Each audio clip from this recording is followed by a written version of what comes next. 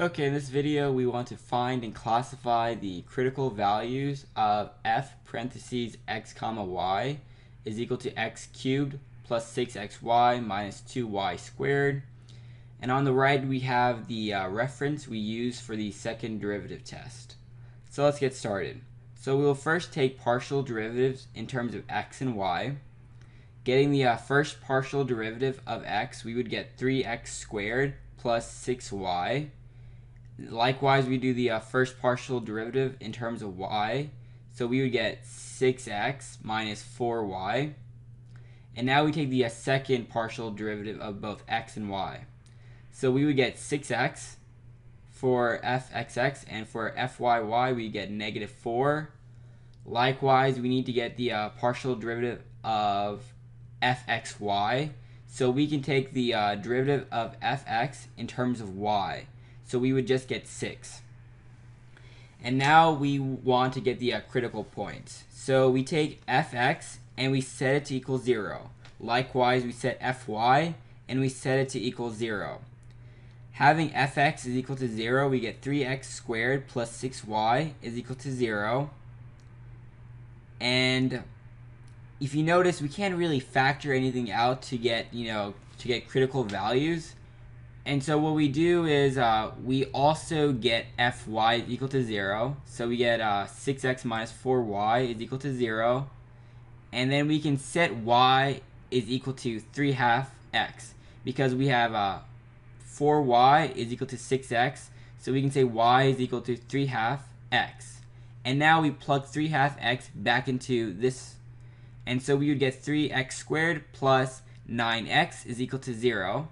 Now we factor out 3x, so we can say 3x parentheses x plus 3 is equal to 0. And so our critical point could be 0 comma negative 3. And we plug these numbers back into our y equal 3/2 x.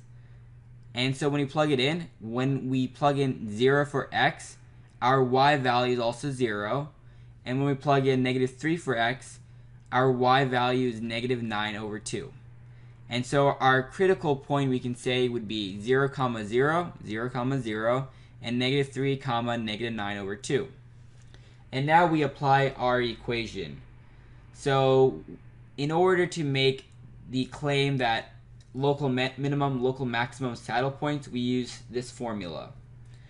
And so we will plug in fxx times fyy minus fx squared. So if we go to the very original, we have fxx is 6x, fyy is negative 4, and fxy is 6. So the first one is critical point is 0 comma 0. So we simply insert 0 for x. So we would get 0 times negative 4 minus 6 squared. And this right here is less than 0. Since it's less than 0, automatically it's saddle point. Likewise, we will plug in negative 3 comma negative 9 over 2. So we go to the original equation, we will plug in negative 3 for 6, so we would get negative 18. fyy was negative 4, so negative 4, and fxy is negative 6.